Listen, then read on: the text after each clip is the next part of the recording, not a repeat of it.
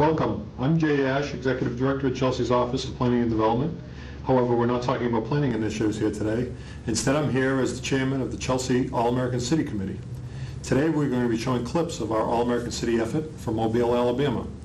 This past June, 33 delegates from the city of Chelsea went to the National Civic League's 49th Annual All-American City Award competition. With us today, in addition to showing clips, we'll have members of that delegation who will share their experiences with us as we went down to Alabama and brought home to Chelsea an All-American City Award. Joining me here now is City Manager Guy Sandegate, the head of Chelsea's All-American City. Guy, welcome. Nice to be here, Jay. Thanks for inviting me over. Well, Guy, before we start with the first clip, could you tell our interviewers about the All-American City Award, what it is, and how was Chelsea able to win such a prestigious award? Sure, I'll be glad to. The All-American City Award is granted to 10 cities annually, and the award's based on those communities that are making significant progress, attacking difficult problems, but it's more importantly, it's based on the grassroots efforts and problem solving that takes place in the community. That means involving individual citizens, community-based organizations, nonprofit organizations, business organizations, and working together in a cooperative effort to promote the city. It's granted by the National Civic League, which is a very prestigious national organization that is in their 49th year. They'll celebrate their 50th anniversary next year in Philadelphia. They make a selection after a very stringent process where they judge each city in a very difficult setting for competition. Well, you mentioned the civic partners, as you would, those groups that have contributed in Chelsea to make things happen, yet the delegation only had 33 people. How are the contributions of those people who weren't down in Alabama? How important was that to the overall selection by the city? Well, I think that the 33 people who came were focused on those projects that we were presenting to the committee. The 33 people who attended the competition in Mobile, Alabama did an excellent job in promoting the city and presenting the real Chelsea story to the committee, which was our objective, to show Chelsea in its real setting, problems and all, progress and all. And I believe that the real Chelsea story was presented by those 33. But you make a very good point. There were many people, many organizations who were unable to come with us, of course, to Mobile, Alabama. There are 30,000 other people in Chelsea who have contributed to this effort, organizations and individuals who we feel deserve an enormous amount of credit, and we've been unable to bring them, of course, to Mobile, Alabama. So we recognize that they have made this substantial contribution. We will recognize many of those people as we go forward during the next year. Great. Well, we'll maybe talk about that a little bit later. Mm-hmm. We're going to see a clip now of your speech down at the All-America City competition. Mm-hmm. Could you tell us a little bit about that? The presentation I made, I had an opportunity to talk before a forum on governance and diversity. And at that forum, there were 5 other communities making presentations. The National Civic League and all of the other organizations were interested in hearing Chelsea's story, particularly about the receivership. There were 1,800 delegates at the convention, and in addition to competing for this award, it gave us an opportunity to share our experiences with many other communities and to learn from them on projects that they have been participating in. So the presentation I made was about Chelsea, about the receivership, and about some of the major events and things that occurred in Chelsea over the past several years. I made that presentation with people from Little Rock, Arkansas, from Colorado, from Santa Maria, California, and from other, I believe, Sterling and other cities all around the country, one community from Florida. So it's a wide spectrum of representation at the conference, and there were 6 different areas of the country represented on the panel that I was on. Great. Well, let's run the tape and take a look at Guy Sandegate speaking at the Diversity and Governance Forum at the All-American City Competition. Well, before I get started, I'll just turn it over, and why don't we start with Guy? 10 minutes? Sure. First of all, I want to thank the National Civic League for putting this forum on and allowing us to participate. This is the first time we've come to this kind of meeting, and we're getting a lot out of it. And you see the news every night, you see all the problems, it looks like the country's falling apart. And you come here and you see the spirit, and you know America's okay, and on target. So I just want to express that appreciation to the league for allowing us to do that. Chelsea, Massachusetts is contiguous to the city of Boston. We're 1 mile from Logan International Airport. We're closer to Boston City Hall than 80% of the city of Boston is. You simply have to cross a bridge from Boston.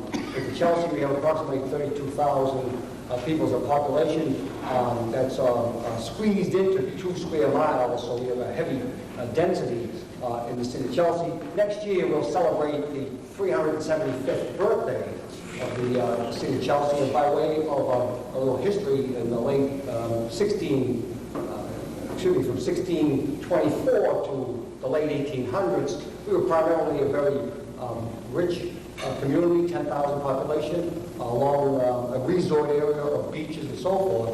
And the Industrial Revolution brought big change to that area through economics, of course, because it dictated that commercial industrial property was more important along the waterfront than residential.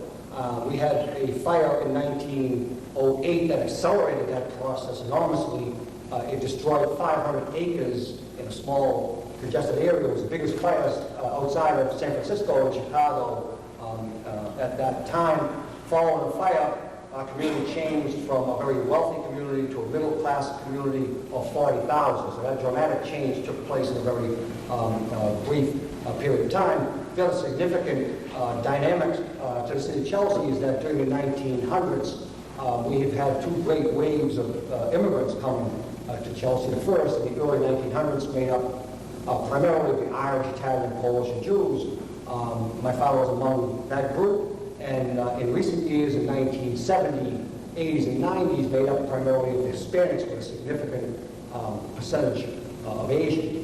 And I want to move up to the 1950s, where I think key decisions were made by the people of the city that led to serious problems that we've experienced in recent years. At that time, Mayor Quigley, I'm glad to see that his son Stephen is with us today from the city of Chelsea. Your father, Stephen, asked for and received a report from Harvard University, which was called the Harvard Report. And that report said that Chelsea should build new schools, which were at that time were 60 years old.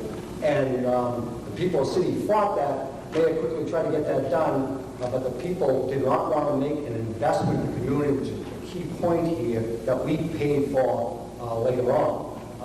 Along with that, but that lack of investment really began a downward spiral for the city of Chelsea that our group and others in the city are still working to try to reverse. We reverse some of that. We have our work cut out, and we intend to step up on that. But what happened following this decision not to invest in the community is that the middle-class people who are the backbone of our community began to move out. And people with talent and people who want to invest in the community left the city of Chelsea. And this, you've all heard the brain drain at the national level. This did happen in Chelsea, and it resulted in individuals with less talent serving in both elective office and in appointed positions, and it led to a series of mayors that were very ineffective to do their job in the city of Chelsea. I don't want to pick anyone out, but it's an important point to make that, and he was a decent individual, but his background was that of a bartender. He became elected to the chief executive officer of this major corporation called the city of Chelsea. It was a popularity contest, and he won that, and those were the kind of individuals that we attracted to the city of Chelsea. Getting back to diversity, it brings a lot of strengths. It brings an enormous advantage in many ways. It's America, if you look at it in its right light, but it also brings a great many challenges and a great many problems with diversity. Some of those problems are that there's a necessary period of adjustment when new people come into the city, and there is somewhat of a culture clash that takes place, and we have experienced that in Chelsea. I think we've done better than most at managing that, but that process also takes place. So you had a series of mayors who were ineffective at a time, as we all know, that government was becoming and getting more complex as we go forward. The other thing about diversity, as we talk about it, is that it's easy, let me put it this way, it's easy for sophisticated politicians to take advantage of an immigrant population who are busy working 15, 16, 70 hours a week trying to scrape together a living so their families can survive, and who are not familiar with the democratic process and not familiar with what is necessary, the vigilance it takes to make that government work. So I believe that the more important factor was this lack of investment, and the amount of immigrants coming in also led to a lack of participation because they didn't know how to participate. And that allowed a small percentage of sophisticated politicians in the city to seize control of the political apparatus and almost run that city into the ground. I say almost because the people of Chelsea are resilient and they've proven that. But we want to be upfront about what kind of problems we had. And these series of events led to the city filing bankruptcy. In 1991, we were unable to meet payrolls. The state of Massachusetts stepped in and suspended the city charter, and in effect, in our country, suspended democracy. We take that very seriously, and they appointed what they call a receiver.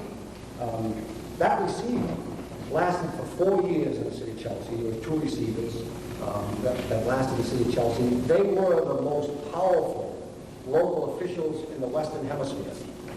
They removed a city elected mayor. They suspended the right of the aldermen who were elected to make legislative decisions. They had the authority to break union contracts, which they did, and they also could change zoning without any public process, with a stroke of a pen. The developer could come in and have the zoning changed by the receiver that day and begin construction that night. Now, the state called it receivership.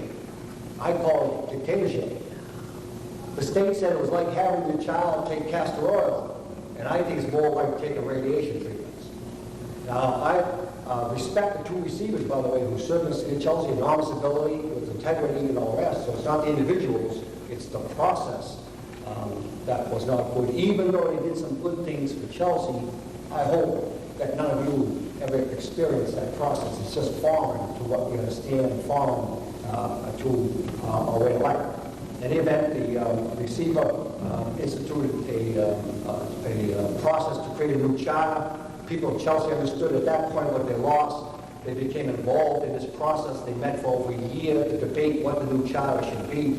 It was a wide open process. It began empowering people in the city to get involved in Chelsea. That charter was placed on the ballot by a receiver, although it wasn't necessary to do that. He was intelligent enough to understand that you had to start to begin to involve people in the city. That charter was adopted by a 60 to 40% vote in Chelsea, and replaced the old mayor, alderman form of government with a manager council type of government. And when I was sworn in 1995, the receivership ended, and we have been operating under the new charter since. The new charter is an excellent document. We have anti-corruption clause in there, which is unique in Massachusetts, and I think in most parts of the country. We did have a very popular local police officer who was convicted of a felony, ran for office, and was elected. Was supposed to begin serving in January. I stepped in and asked the Attorney General to rule on our charter. An injunction has been served, not allowing him to serve. The case is still pending before the courts, but he's not serving on the council since that event. So the new charter is a strong one. It clearly delineates the authority between the council and the manager, which is essential to success. In the past, we had 9 aldermen all gearing up ready to run against the mayor and fighting about every proposal that came in, and he had 9 and 10 people trying to direct departments on what to do. We guard against that on the basis that we understand that would deteriorate the progress that we're making. So our job, I believe, we can balance budgets, and we can do infrastructure repairs, and we can build new schools, but if you don't have integrity in government, all of it will fall apart. So our major effort during the past 3 years has been to try to create integrity in government, hire people that can do the job for a wide open process, and we're doing that by committee. I have a committee appointed to review applicants for key positions. They refer the finalists to me. I meet with the committee, and if we can't come to a consensus, then I make that decision. We award all contracts and vendor licenses through a committee to keep that wide open process. We want to empower people to get involved in the city. We're well on the road to doing that. Our job is to, I could say it this way, is to give City Hall back to its rightful owners, the people of the city of Chelsea. And my message to you is step up to the plate and make investments in your community, even though it may be unpopular at the time. You're right about that. A lack of investment leads to deterioration and leads to this kind of hopeful situation that you don't need. Thank you, guys.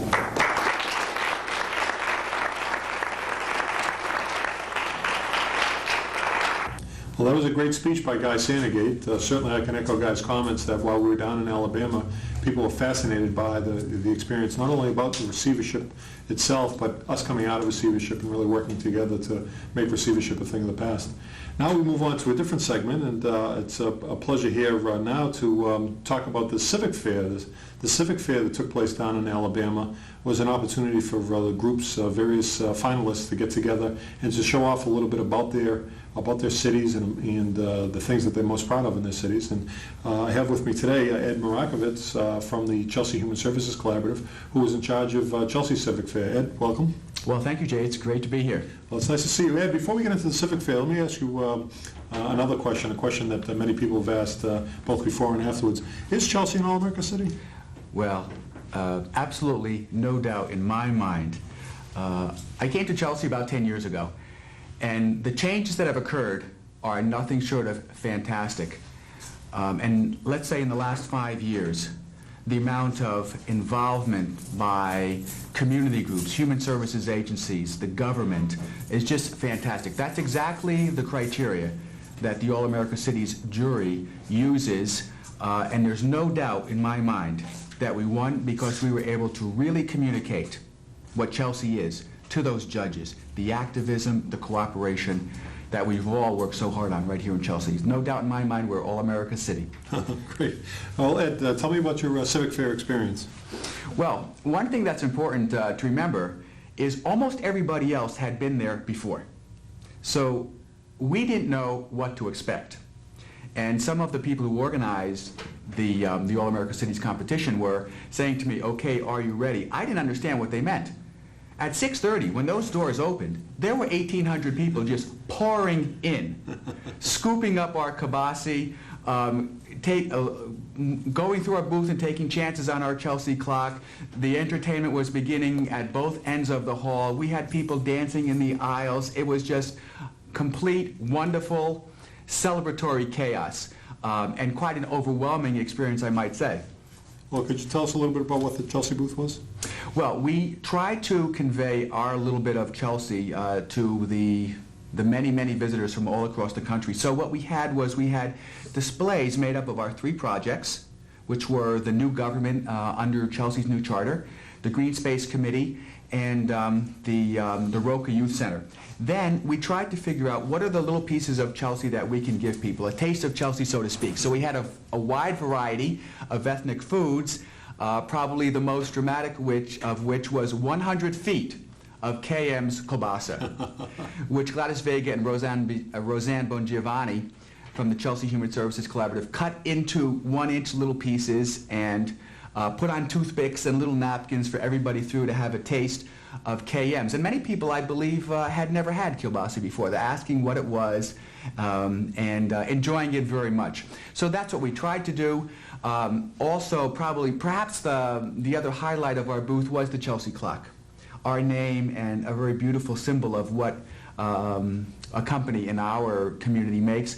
Jay Ash, you really put your heart and soul into that clock. For those of you who have not met Jay in person or seen him standing up, he's very tall. And he was standing there in the group with that clock held overhead for 2 hours, it seems to me, getting hundreds and hundreds of people to take a free chance on that Chelsea clock, every one of them admiring it and getting a little bit of an explanation from Jay to the extent that he had the time. And eventually it was won by a man from Rochester, New York, who prized it very much and took it home with him. Well, it was a great experience to be down there in general, and winning the award certainly was a highlight, but Yes. getting to meet people through raffling off the Chelsea clock was just terrific, and certainly it was a major attraction. Unlike kielbasa, where many people didn't know what kielbasa was, everybody knew what a Chelsea clock was, and they were very excited about having an opportunity to win. So it was nice to be able to give away something that had some meaning, and also was a good opportunity to meet some people and have some fun with people. So that was a nice part of the whole event. Well, let's run into the Civic Fair now. This is the Civic Fair in Mobile, Alabama, the Chelsea All-America City Civic Fair booth.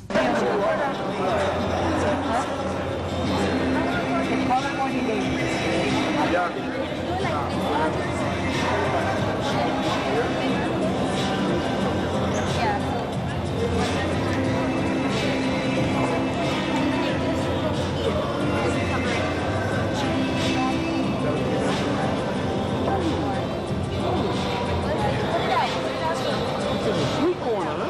Yes. What do we have? Only sweet people are allowed here.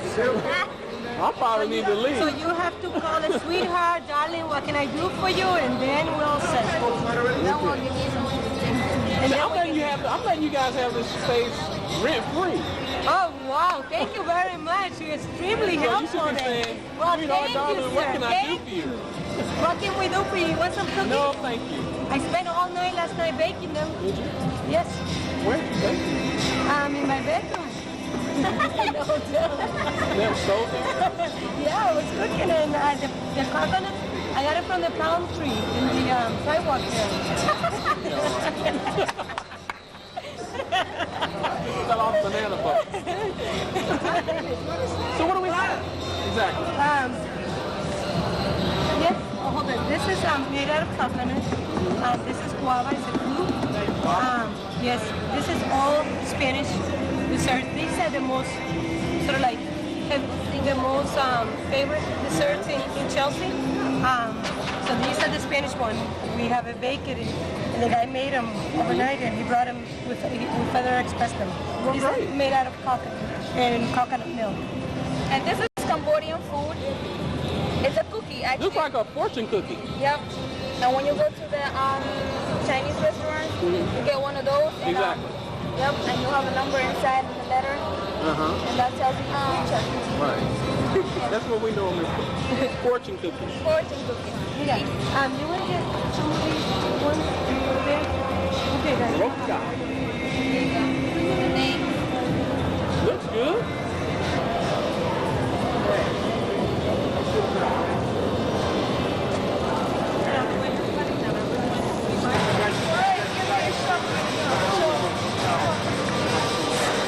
What's that, the raffle box?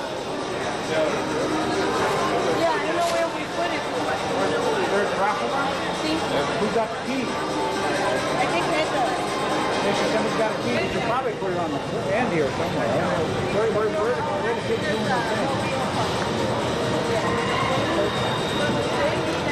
That's what I'm thinking. I'm thinking that they're right here. I think so. I think Oh my God, you have no idea. There are 2 more 10-pound boxes.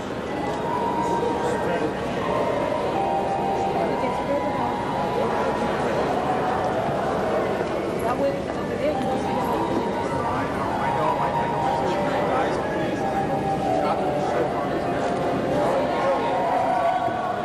Well, a little early. The other day, I totally messed her up by coming down here. We just coming back.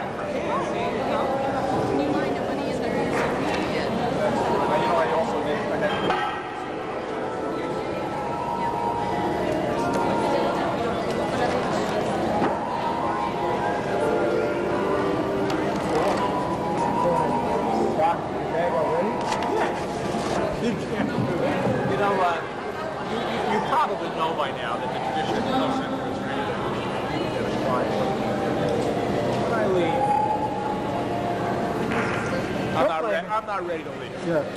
I hope not. I hope not.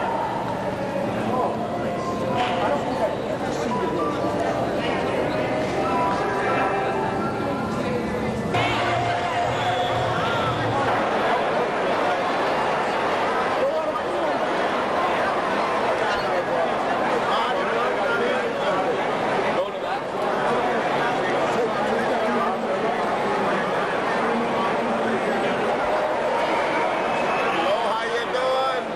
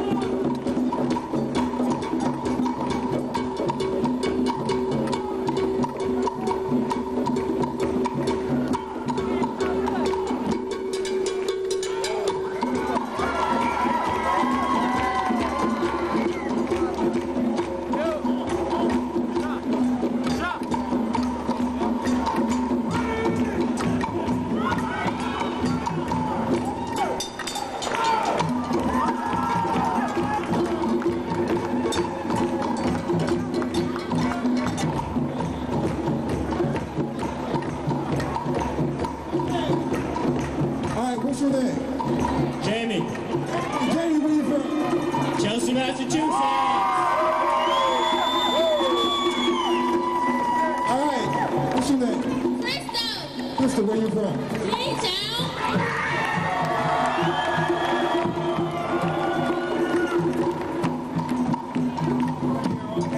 Are you ready? I said, are you ready?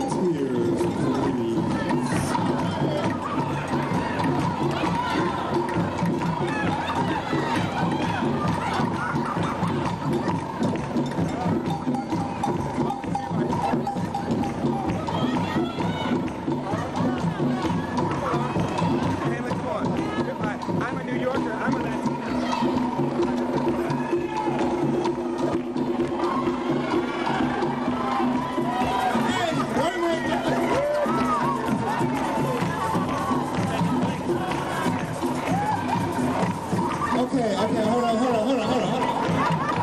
Excuse me, what's your name and where you come from?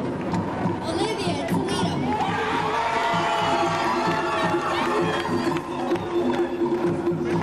What's your name and where you come from? Hey, I'm from Toledo.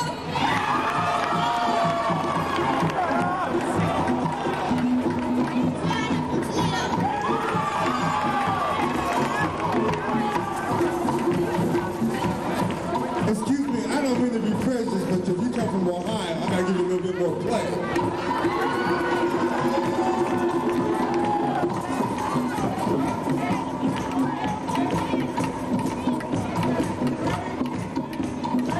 Are you ready? Are you ready? Are you ready?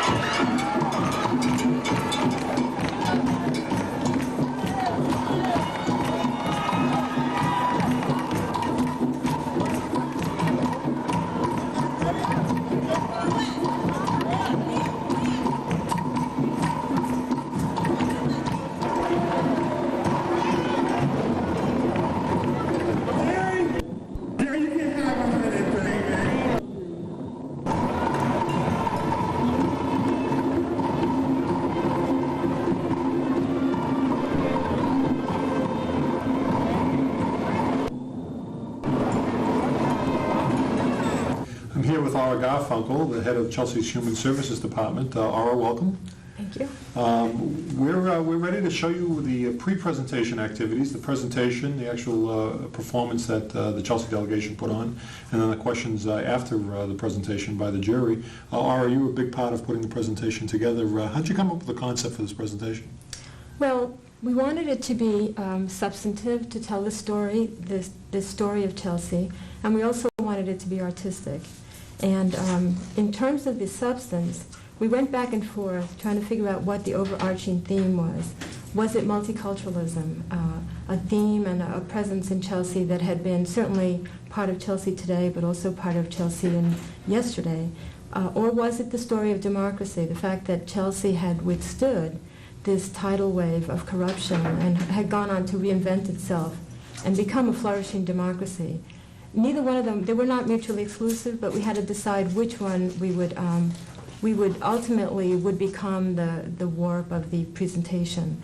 So what we decided was that we, through a series of letters from a Salvadoran immigrant, the letters would tell the story. The story would be what happened with Charter, what happened with Roca, the building of the Roca Youth Center, and what happened with Green Space. And throughout these all, what happened after the presentation, in retrospect, I think what we captured was not only the multicultural theme, because that was throughout the letters, but also each one of the presentations really was a lesson in democracy and civics. I mean, certainly the charter reform was about people coming together and really coming up with, undergoing the exalted task of coming up with a governance structure. And of course, in Chelsea's case, it was a structure that I think was very appealing to the All-America City people who believe in professionalism in government, which I think our government structure is today. You think? You're not sure? Well, most of the time, I'm sure, not all the time. And the Roca piece I thought was really important because it really showed the community coming together, the nonprofit, the profit, the business, and the city, to build a structure ultimately for the youth of Chelsea. And the green space I thought was really important too because in order for a democracy to flourish, it has to have room and has to be able to accommodate dissension, disagreement, confrontation, and I think that story was well told by Green Space. So that was the story we came up with. We wanted to make sure that the people who had participated in those projects and also who had benefited would also be able to be part of the presentation. And so after each letter, the letters were being written back to someone in El Salvador, so we also juxtaposed the themes of democracy here in America and what goes on in many countries of the world who would like to have the kind of democracy and freedom we have in this country. But after each letter, the people who had benefited or participated were able to say how the particular projects had benefited them. So I think it all came together very nicely. Oh, it did. It was very nice. Yeah. You brought up the three major projects, the Charter, the Roca Center, and the Green Space. Could you tell the audience a little bit about how we went about selecting those three major projects? What was it that the All-American City people were looking for? Well, I think that to begin with, they were very interested in, as Guy said, in receivership and more importantly, in charter, in the fact that the community had come together to write a charter and to reinvent themselves, as I said before. In addition, we had to come up with a program that served youth. And although there are many programs in Chelsea, and I think we highlighted many of them in our application, we chose Roca because of its phenomenal ability to have come up with this gorgeous community center, and also because many of the programs that go on there that really are just amazing programs. And the Green Space one, I think, was our choice, and again, I think we selected it more to show that not everything is really not everything flows well, that democracy is about bumps and problems and dealing with people, and that's ultimately there had been confrontations with the city government and with Green Space. And I think the other important thing about Green Space is that it celebrates environmental justice, which is, I think, a new theme for poor urban communities, getting away from the economics, which of course are inherent in the environment, but really focusing on the environment. The environment isn't just about rural areas, often the Midwest or the Northeast, that they're also about cities. So it was difficult. We had a number of other issues that we wanted to talk about and are mentioned in the application, which is very tightly packed with all the wonderful things that are going on in the city today. But those seem to be the ones that lent themselves most to tell the story. They became symbolic of the application. And of course, the application asked for you to talk about projects that had been 3 years old or younger, right. So it was difficult to reach back into the 1980s and 1970s right. and talk about exactly. things that you did. Well, the time spent down there wasn't all fun and games, as I can certainly attest to. You were part of the first group that went down to Alabama. Can you tell us a little bit, before we see part of a practice session, can you tell us a little bit about what was going on during the Wednesday and Thursday that people were down there? Well, the Wednesday was packed with rehearsals. We had to get all our rehearsals in on Wednesday because we were on 8:50 in the morning we were rehearsing on Thursdays. Our presentation was Friday morning at 8:50, and so we knew we had to get it down to perfect by Thursday night. And that was difficult. It was fun, but difficult, especially since part of our team didn't show up till Thursday afternoon. But we got through it. Of course, the reason they didn't show up was that we had 33, a large delegation going down, and we weren't able to get accommodations to get everybody down on Wednesday. That's right. But rehearsing things over and over again, we've been talking in studio a little bit about how tough it is to be an actor and actress. I found that it became difficult to rehearse things over and stay sharp. I mean, did you see any of that? And what did you think was the major reason why we were able to actually come out and be sharp as we were on stage? I think that at some point on Thursday, things began to click, and not only in terms of the presentation, but in terms of the team that was putting the presentation on. We became energized. I think that Molly Baldwin and Courtney Gray played a wonderful role in bringing us together and having other activities that would help fill in between the rehearsals. And at some point, something I think almost magical happened. We started to connect. People started to shed their outer layers, and that energized us, and the energy went on. I mean, I think we really started to feel like this is really important, and we're doing this, and we're doing it together, and we're going to win. Well, we're going to see on this tape, I think it was the last practice session before we marched down the hall. This was your baby. This was the thing that you wrote, and what was going through your mind as we were marching down the hall and getting ready to go into the hall? Well, I had been very calm during the rehearsals, both in Alabama and in Chelsea, and I think, but when we were finally on that line, and I was the last one, I couldn't breathe. And I don't know if anyone noticed or anyone cared, but there I was standing, not being able to breathe.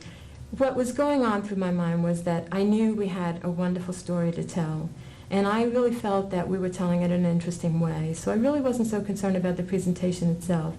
I was also telling myself, in 10 minutes it will be over, and I was really glad about that. And I was also really sad that I knew that in 10 minutes it would be over, because I was afraid that after that we would have to disconnect a little bit, and I didn't want that to happen, and I don't think anyone else wanted it to happen.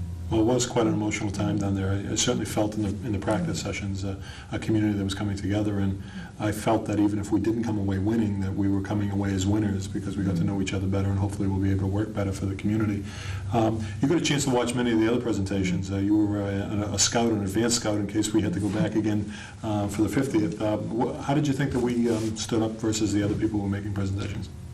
Well, not that I'm biased, but I it's thought... okay to be biased back here. I thought that ours was one of two presentations that had some drama in them, and I was pleased by that. Riverside was the other community that was really impressed with, and they had a skit that was actually quite complicated, and they were also one of the 10 winners, interestingly enough. I thought we would, of all of the communities that I looked at, we were the only community that did not have a videotape. And I was glad about that also, that while some of the videotapes were quite good, I don't think they were ever as interesting as the live presenters. And so I was glad that we had spent all our time being live presenters and benefiting from that, and not only by winning, but by, in a sense, coming closer together as a community. And I think we were probably one of the two best ones there. Well, I certainly had a role in the presentation, as you all will see when the tape rolls, but I also had an opportunity to watch the judges' faces. And we went down there thinking about questioning our decision not to use a video, but in the end, as I was standing there and watching the judges' faces and seeing them laugh when they were supposed to laugh and to be engaged when they were supposed to be engaged, that I certainly felt that we nailed it, and it was a great presentation. Thanks so much for pulling that all together. Well, thank you for it. And now we'll get to show the presentation. When we are united.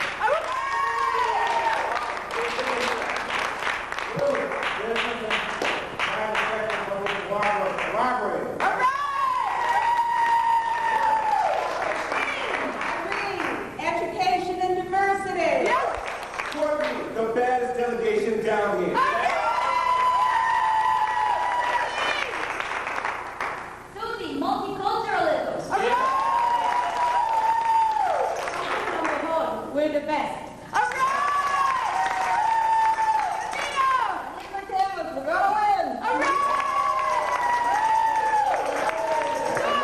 Chelsea, always the champion. Yeah.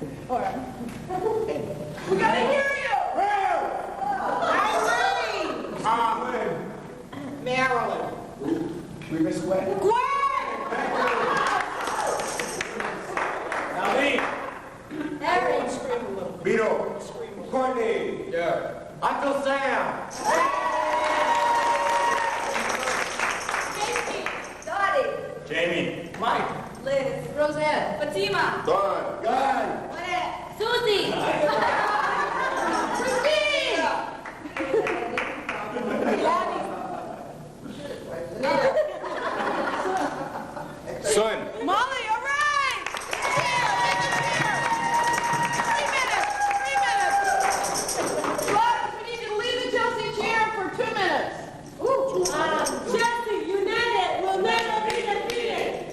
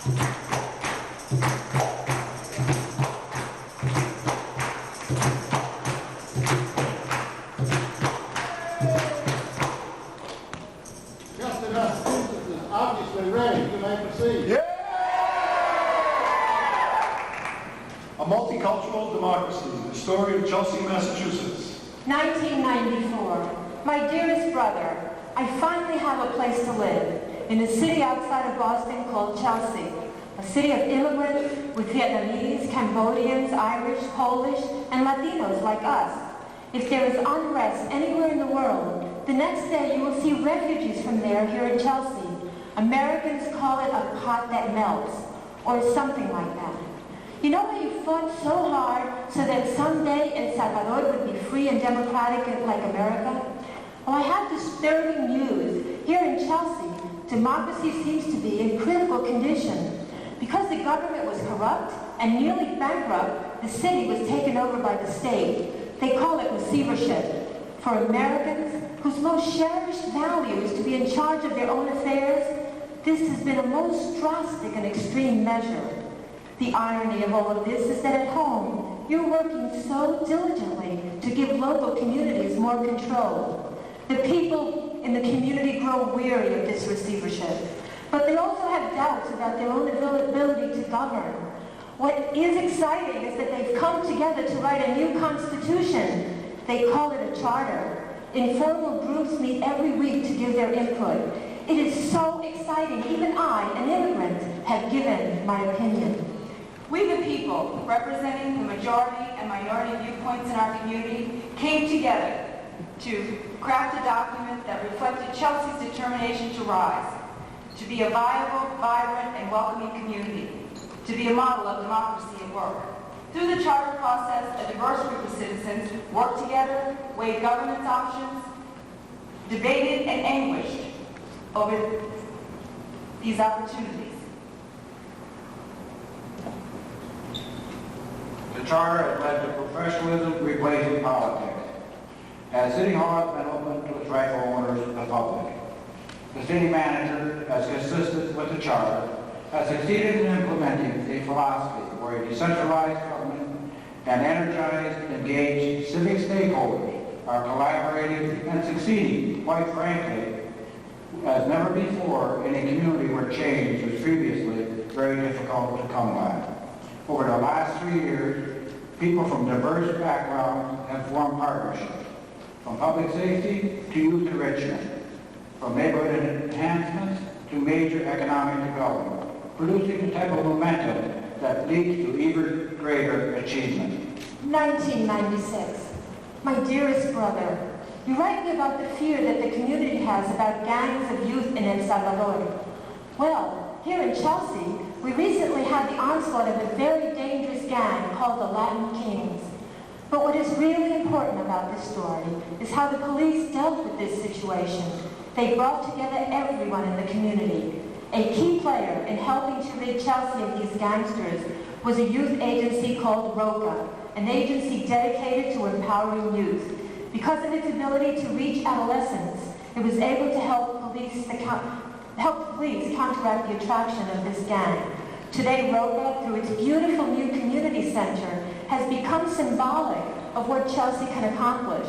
Like the little engine that everyone thought could not, it succeeded in climbing the mountain and creating a space for youth as well as families that has become a vibrant multicultural hub. With support from the city, private foundations, and local businesses, ROCA raised $2.3 million to build its home.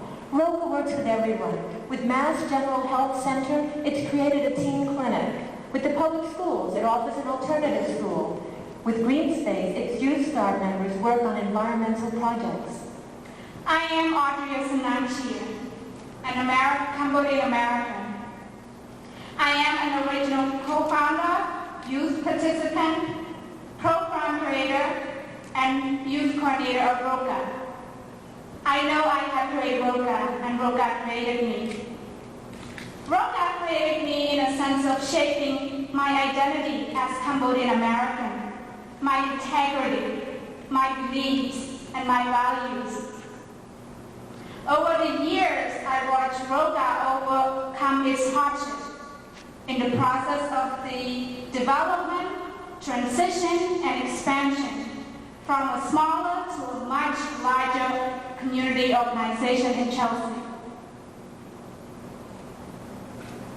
Now, I serve on the board of directors to make sure that this building is here to stay and to serve the city for many years to come. My name is Aaron Montgomery. I came to ROCA 6 years ago at a time when I was engaging in unhealthy and risky behaviors. I was involved in gang life and experimenting with drugs and alcohol. Basically, I was living a life without hope, discipline, love, and support. I knew I needed something at that time, but I didn't know all my options, and I didn't have the commitment to taking the first steps. I started going to ROCA, where I finally found a place that gave me a sense of belonging. At ROCA, I learned an ancient art form called capoeira, based on an African philosophy of nonviolence, community building, discipline, and self-development through grace and beauty of dance. Capoeira helped me become a more disciplined person, and I began to flourish as a leader in areas such as HIV/AIDS prevention and public health. Leadership. That's a powerful word. I, Susie Isbachole, a Hispanic woman, I never thought someday I was going to become a leader. I came to ROCA about 7 years ago, and never did I imagine to find what I found. A leader within me. Think about this. A 19-year-old woman, leader of a group that educates other youth about HIV prevention through theater. I have become a positive role model for Chelsea youth. I was encouraged and given a chance at ROCA. ROCA is what a lot of youth need today. 1997. My dearest brother, I cannot believe your questions. No, Green Space is not a paramilitary group or militia or anything like that. They're not conspiring to overthrow the government. They're a group dedicated to environmental justice. All we did was to go to City Hall and engage in a peaceful sit-down. No, a sit-in is what they call it. Our demands were reasonable. That space that we had fought so hard to make into a park not be turned into a location for a hotel. You are right, however, about why the city manager felt he had to take the steps he did. While at home, you grapple with how to decentralize power. Here in America, local control is possible because towns can raise their own taxes. But as you can see, if this is the case, parks will always lose out because trees do not pay taxes. So it is up to the community to speak for the trees and the fresh air and the clean water. The city manager explained that he had to balance our demands with the other needs of the city, but agreed to sit down with us and discuss where other park space could be located. Can you imagine? Of course we're willing to discuss with him, but we will always remain vigilant. Hey, Green Space, have you heard what they want to do now? They want to store asphalt in Chelsea. That's right, in our own backyards. It's hazardous to our health. Will make the city stink. Chelsea makes asphalt stinks! Chelsea makes asphalt stinks! My name is Gladys Vega, the chair of the Chelsea Green Space and Recreation Committee. She's the boss. She's the leader. And we're here to stop the asphalt plant. They think our city's disposable. And our children dispensable. They think the environment is only for the athletes. Well, think again. Our city may be poor, but our people are proud, and they are united. They try to divide us. Baseball for whites, soccer for Latinos. Take me out to the ball game. Take me out to the crowd. I need some peanuts and Cracker Jacks. Cracker Jacks, we'll get them, Cracker Jacks. Chelsea makes asphalt stinks. It's time to claim our rights to a pollution-free urban environment. They ruined our waterfront park, putting up barriers and boulders to stop us from playing soccer. But Green Space demanded the barriers be removed because these parks are your parks. These parks are our parks. This land is your land. This land is your land. This land is my land. From California.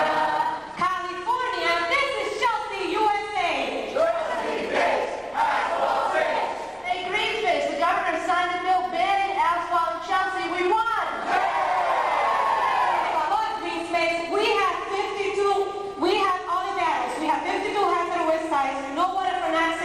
and the largest salt piles in the Northeast. Salt piles of iron.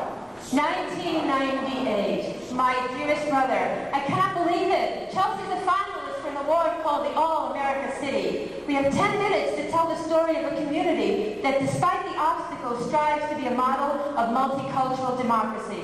I must go now. My new friend from Somalia has come to take me to her house for dinner. Your loving sister, Marisol.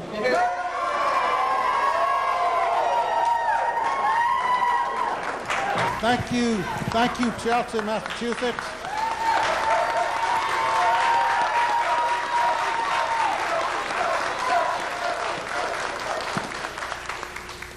Neil? Excellent presentation. Thank you very much. Could you tell us a little bit about how these projects are contributing to challenging that very high poverty rate we have in Chelsea? Ed?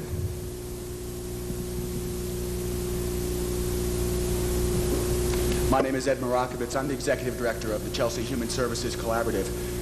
But our approach in human services and community services in Chelsea is, in fact, to raise people out of poverty. We believe strongly that the way it's done is by involving people in mainstream projects, giving them that sense of being a part of this overall development project. We feel that in Chelsea, those people who are in poverty, if we want to use that term, are the next middle class.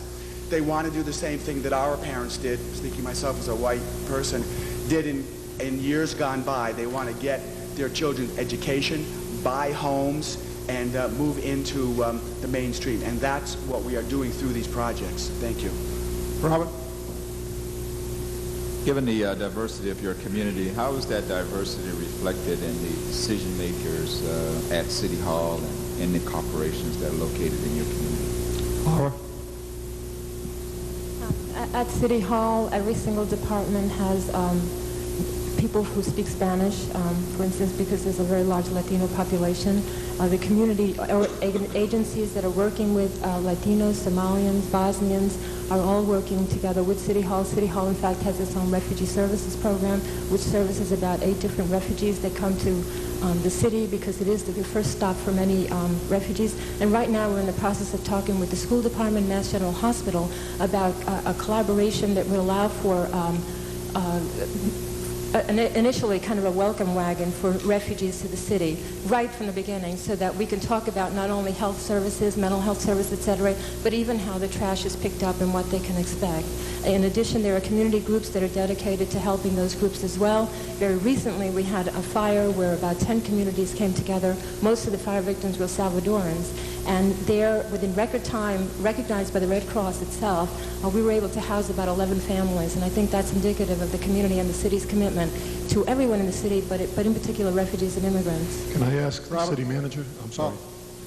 Yeah, just as a follow-up, I mean, with respect to those who are in the decision-making positions that lead to some of these policy changes, I mean, in terms of city council makeup, does it represent the diversity of your community, city government, staff, those who are making policies that impact the community? Well, we have the city manager. Perhaps he could better answer your question.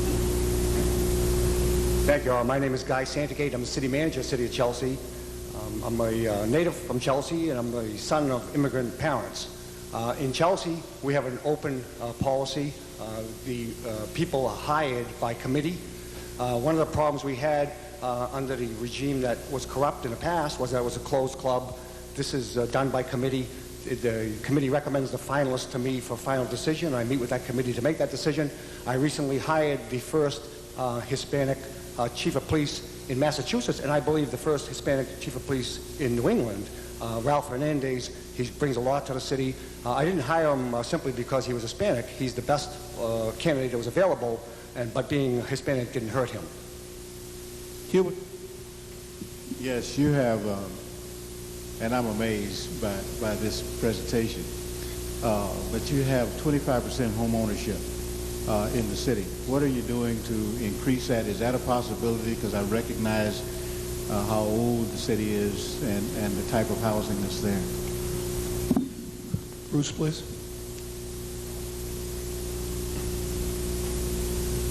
Hello, my name is Bruce Mock. I'm president of Chelsea Chamber of Commerce. One of the things that the city has done which is a major change, especially looking at it from a person who's only lived there 25 years. We formed many partnerships that are neighborhood housing type projects. We have that take owner-occupied, what we call absentee landlord buildings, and they've been buying these buildings, and they create programs where rent-to-own programs that turn these buildings, 3-family, 2-family buildings, into home-occupied buildings. It allows the minority community and lower-income communities to take over these buildings, and the cost to get in is basically free. We have many loan funding programs and many subsistence programs.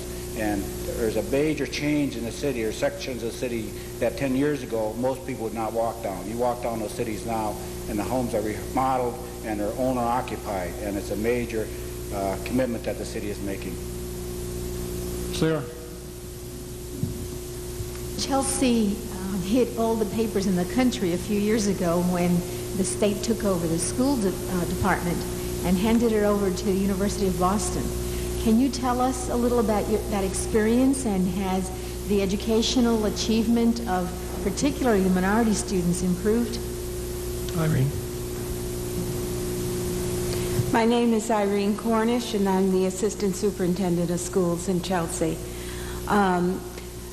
Correction, just a slight correction, the state didn't take over the schools in Chelsea. The people of Chelsea invited Boston University to take over its school system, which the university accepted. The university has been running the public schools in Chelsea for 10 years now in a unique partnership, the only kind of its type in the United States, to my knowledge. The partnership was recently renewed for another 5 years. We've built the school system from the ground up. We're working with programs on literacy for parents and children to improve literacy skills. What eludes us is trying to get our test scores as high as we would like them, but we think that we've made significant progress, which we continue to enjoy on a daily basis. Mike? In order to balance the budget after receivership, did you have to make budget cuts? And if you did, what kinds of cuts did you make?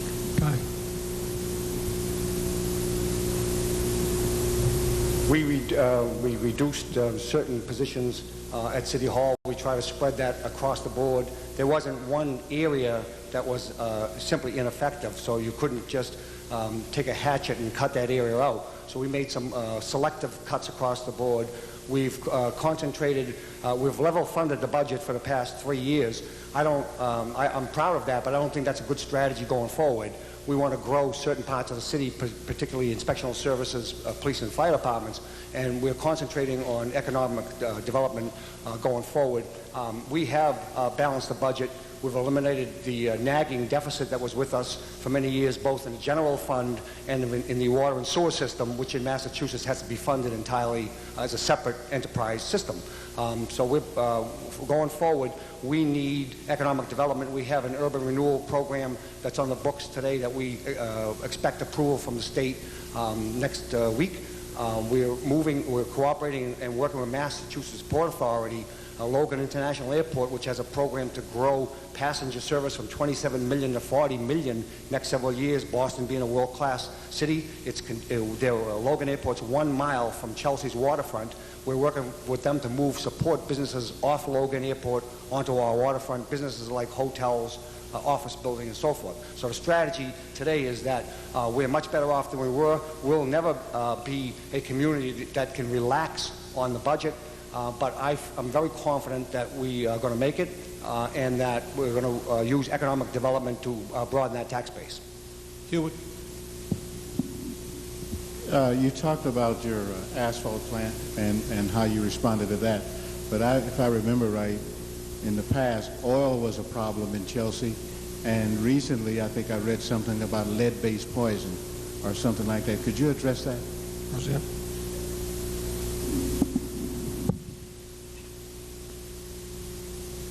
Hi, my name is Roseanne Bongiovanni. I'm the coordinator of the Chelsea Green Space and Recreation Committee. Fuel oil does continue to be a problem in Chelsea, and the Green Space Committee, in conjunction with the Boston Urban Resources Partnership, which is a coalition of state, federal, and city environmental agencies, are working together on issues like permitting. For the first time in EPA's history in the whole nation, the Green Space Committee worked with the EPA in a process called the NIPDES permitting, which means how much water, how much they could emit into the air and water. And what the Green Space Committee did was tremendous. We had a huge effect on how much these industries along Chelsea Creek could emit. And through the EPA and other environmental agencies, through this coalition, we plan to strengthen the enforcements a little bit more and reduce fuel oil as much as possible. As far as lead poisoning, we have another coalition. Our pilot project of the Boston Urban Resources Partnership is called the Chelsea Creek Action Group, and that's based of the Chelsea Green Space Committee and 2 environmental agencies in East Boston, which is right across from the creek. And with them, we'd like to work on a lead poisoning prevention program. We have this in our work plan for the next fiscal year. Thank you, Chelsea, Massachusetts.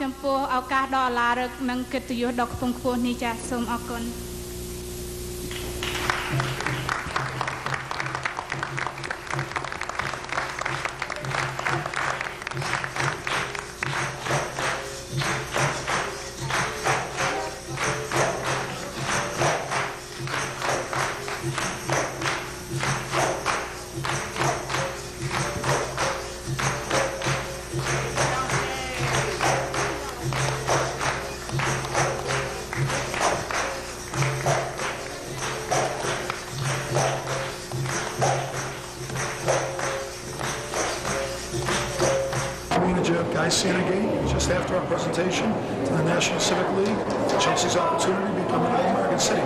Guy, what did you think of the presentation? I thought the presentation was tremendous, a big boost for Chelsea. I don't think it could have been any better. We were honest about what we do in Chelsea. We let Chelsea show itself. We have the kids here who like to say the future face of America. If you look at them, they did a tremendous job. It's going to be great. And we're winners no matter what happened, because we were one of the finalists, and just to get to that point from where we've come is an enormous boost, and I'm proud of all the participants here today. Guy, thanks for all your efforts to make Chelsea an All-American city. Next, did you think of the presentation? I thought it was excellent, outstanding. I thought everybody worked well together. The kids were unbelievable. They answered their questions well. They presented themselves well, and I think it's been a great experience. And I think it's a great bringing together of everybody in Chelsea. And I think we're going to win. Bruce, a lot of people ask the question, why is Chelsea an All-American city? Chelsea's an American city because it's all America. It's got everybody in it, everybody working together, and we're united to succeed. Great. Well, thanks for all your help. Thank you, Jay. I'm here with Council President Marilyn Portnoy and the Chelsea Human Services Collaborative, Ed Morakowitz, Director Ed Morakowitz. Marilyn, you're down here in Alabama, fighting for Chelsea like you usually fight for Chelsea back home. What did you think of the presentation? I thought it was exceptional. Unbelievable. You know, we're a small city. We're only 1.8 miles. And the enthusiasm put out by this group that came down here was amazing. They worked hard, and the best part of it all is it's true, and we believe that Chelsea is the best thing that's happening to this convention today. Marilyn, you've seen a lot of highs, you've seen a lot of lows in Chelsea over the years. Is this a high point? It's a high point, a high point. Because we know we're coming back with the winning medals in this thing, because we deserve it. We have risen from the dead, according to all the newspapers in Boston saying that we were bankrupt, that Chelsea is gone, going to go into annexation, receivership and everything. But guess what? Chelsea is still run by Chelsea people. Thank you very much. Marilyn, on behalf of everybody in Chelsea, thank you, and thank the City Council for all your efforts to make this possible. It's been our pleasure. Thank you. Ed, what did you think? Well, it was fantastic. This is very select competition that we're here with. Cities all over the country have put hundreds of thousands of dollars into their presentation. We came here with a group of very energetic, committed committed people, many of whom had not been in a situation like this before. Everyone performed admirably. It was a very intimidating situation. We're up there with a lot of people with TV cameras on us, with judges looking very serious. Everybody came through with flying colors. I'm very optimistic about our chances. We don't know what the judges will do, but I know that we did our very best, and I am just so proud to have been a part of it. Thanks for your help. Thank you, Jay. All right, I'm here with members of ROCA. ROCA was one of the major projects that we just talked about at the All-American City Competition. All involved in the executive director was just terrific during this whole process. Part of the directing team, part of the writing team, really helped put things together. Paul, what did you think of the presentation? I thought it was great. It was an honor to be here. What did this mean for ROCA? Okay, it just meant that really being part of the city and an important part of what makes the city work for young people and their families, the opportunity to bring hope and change the world. Miguel Fuentes, member of ROCA. Miguel, so you're a young kid now, representing a community in Alabama. What do you think about this whole experience? Well, for me, it's been a blessed new chapter to my life. This is something I can look forward to in the future. And to represent my city is something so outrageous right now that you don't understand what I'm feeling right now. But it's incredible, and I hope it really... Actually, we got Great job. Vito Valente. Vito has been involved with both ROCA and Chelsea Greenspace. Chelsea Greenspace, another major project we talked about. Vito, how was this ranked in terms of the highlights? Besides that, my son is number 2. Number 2, I had a son. But, yeah, that son.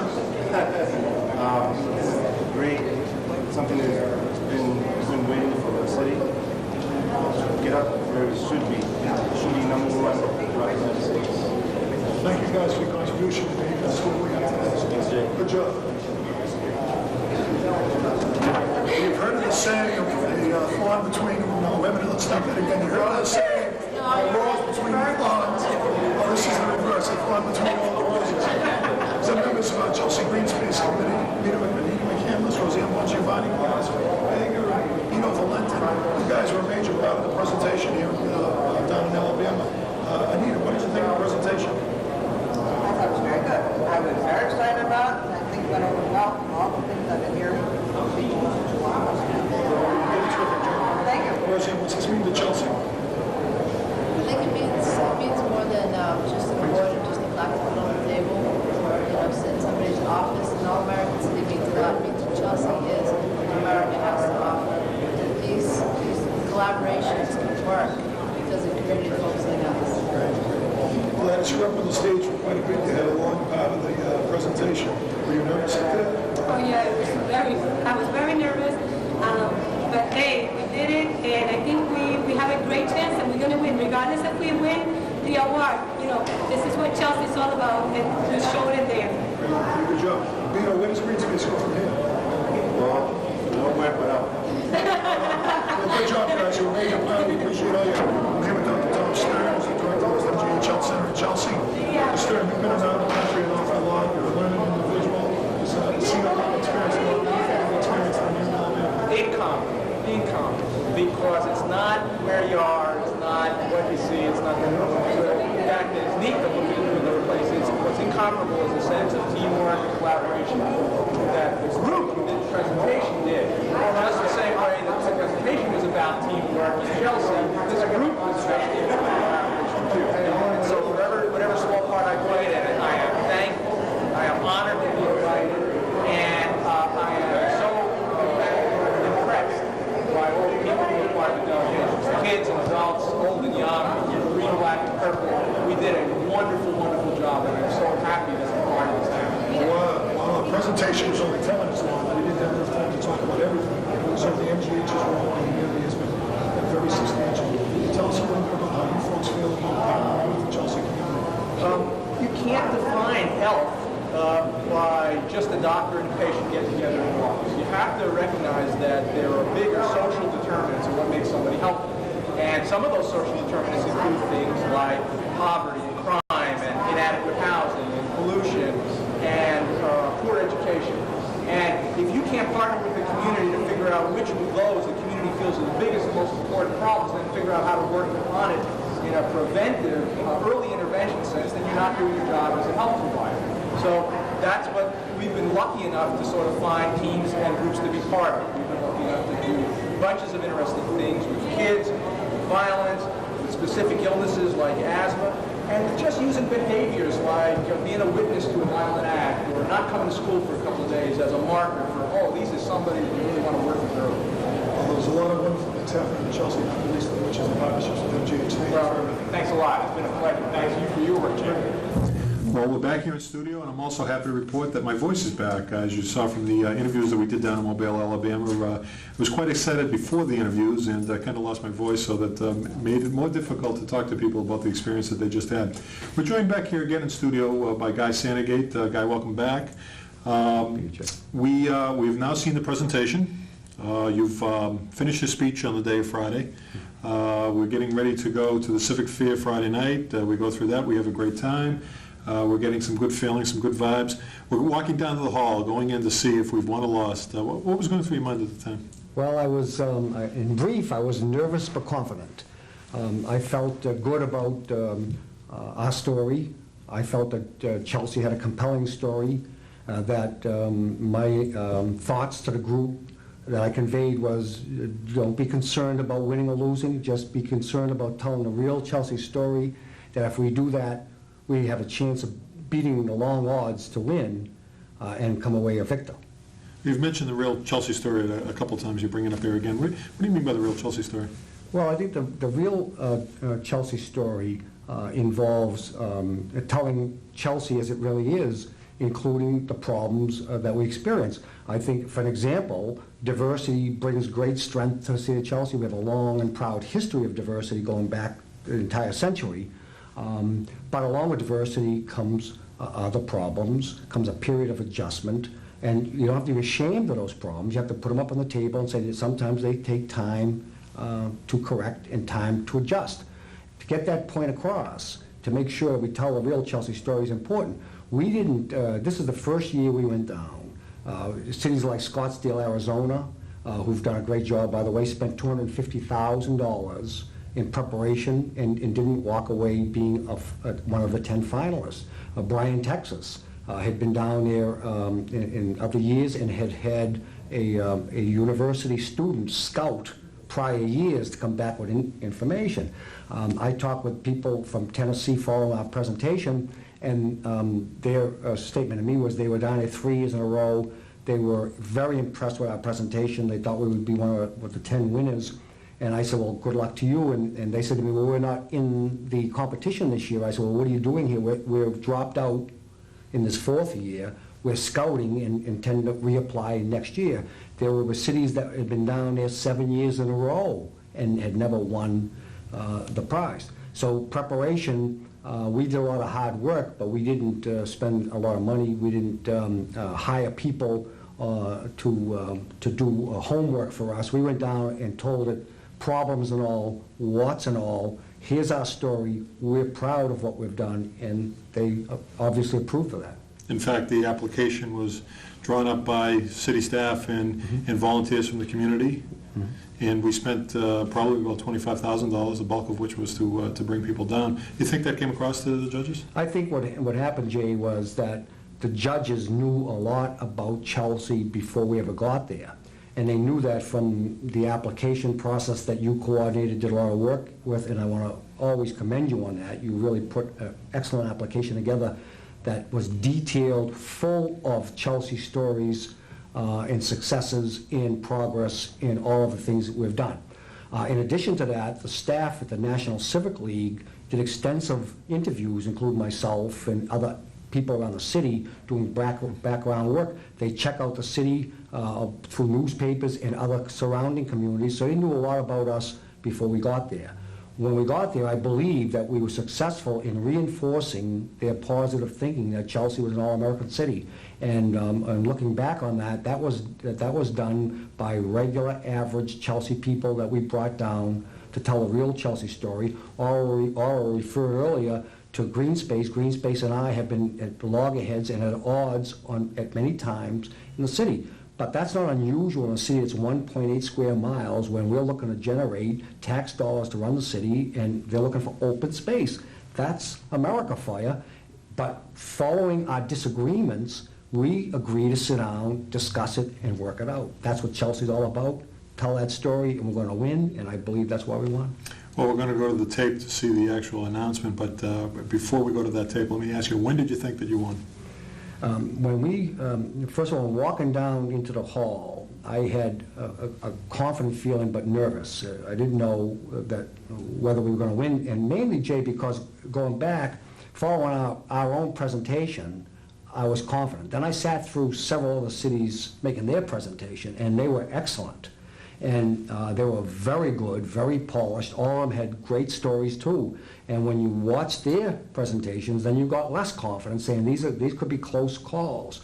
So when we walked in, we were seated down front, and of course, I guess I was trying to wish and hope that being seated down front meant that you were one of the winners. Of course, that is not what it meant, but then I started thinking, well, maybe it had us sit down front because we had a lot of positive energy that was evident everywhere we went. The delegation was alive with spirit and so forth, and I thought maybe they sat us down front because they wanted us to continue to show that energy and that spirit that we brought from Chelsea to Mobile, Alabama.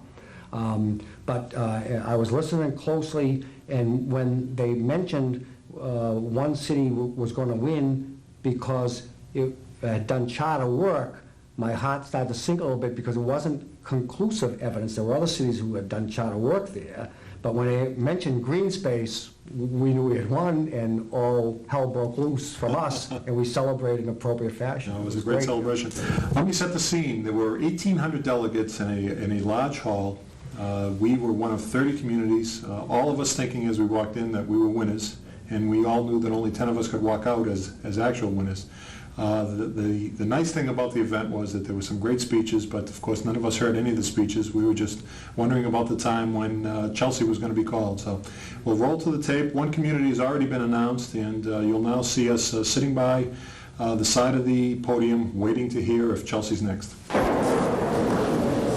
community, create citizen-based efforts to preserve the environment and create more green space.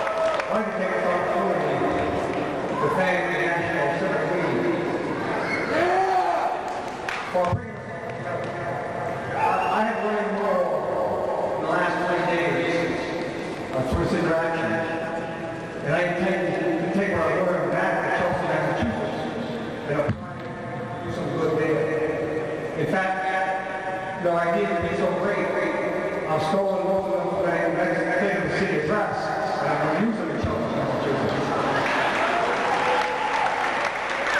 I also want to thank Mayor Donald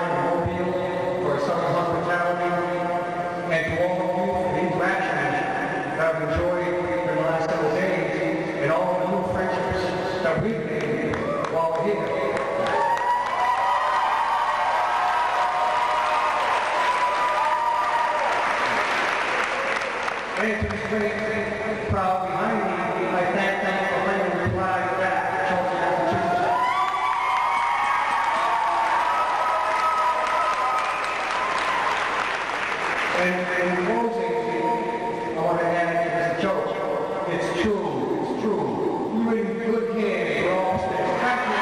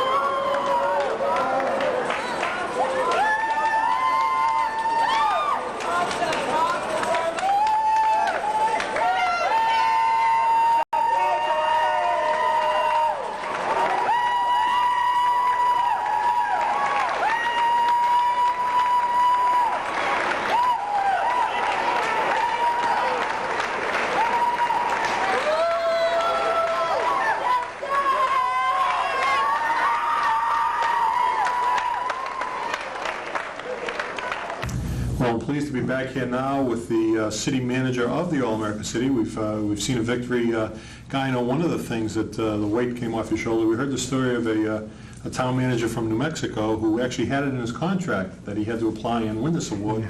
Guy, congratulations. That monkey's off your back. You don't have to worry about that one. Well, Guy, you're the city manager now of an All-America City. What does it mean for Chelsea? Well, this award, what it means to Chelsea, it means several things. It means that we're peeling away the last layer of the negative image of the city of Chelsea. It means that City of Chelsea is great and always has been and is getting better. It means that we've actually got the good housekeeping seal of approval in the way we're operating the city, in the way that people are involved and committed in the city. So, and it also means more concrete things like Standard & Poor and Moody's that give credit ratings to cities all around the country. They like to see these kind of awards, and it gives a stamp of approval of how the city's being managed. It will mean something on our credit rating. And so there are other soft, as I refer to as soft meanings to it, that build self-esteem within the city. One of our major jobs is to improve the image outside of the city because of events that have happened in recent years. And these are kind of awards being recognized by a well-respected national organization like the National Civic League means a lot to us. It means a lot to the city. We're proud of it. People of the city can be proud of their city. And all around the state, we're receiving congratulations, and letters from around the country continue to pour in. Well, you deserve all the congratulations. I know I speak for many other natives of Chelsea when I tell you that we couldn't be more proud of our city today, and certainly under your leadership in a short 3 years period of time, we've come a long way. I know there's a long way still to go, but we've come a long way. And of course, for those of you out in our audience who weren't able to come with us to Alabama, we owe you a debt of gratitude as well. While Guy and I and the other people who are here today and the others who went down to Alabama enjoyed the ability to go down and talk about Chelsea, the fact of the matter is that none of that would have been possible if it wasn't for the outstanding efforts that people in the community have been making. Guy referenced earlier that many communities had been scouting and preparing themselves for this award, but in fact we didn't need to scout, we didn't need to prepare, because we were actually doing exactly what it was that the All-America City people were looking for, and that was working together to make sure that we could hit issues head on and work together to resolve those. Guy, any closing thoughts or comments before we leave? Well, I'm very proud of where we're at. A lot of people in the city deserve a lot of that credit. City Hall staff and Chamber of Commerce and the nonprofit groups and the neighborhood groups and community groups deserve a lot of credit. It means that we're making significant progress, Jay, but it doesn't mean that everything's fixed and that we don't face future problems. And we have to leverage this to build for the future. And the way to build continuously for the future is to ask people who are looking in tonight to join our efforts, to join the civic movement, to join the civic infrastructure that will help us to continue to make progress as we go forward. We're proud of the award, but we understand we have a long way to go. We want to build on that award, and we want to ask the people looking in to join that effort. Well, I'd like to thank City Manager Guy Sandegate, Ara Garfunkel, the Director of the Chelsea Health and Human Service Department, and Ed Marakovitz, the Executive Director of the Chelsea Human Services Collaborative, for joining us here. It's been a pleasure to share such a monumental achievement with all of you out in Chelsea. We hope to continue to make you proud and hope that you'll be part of what makes us proud. Thank you.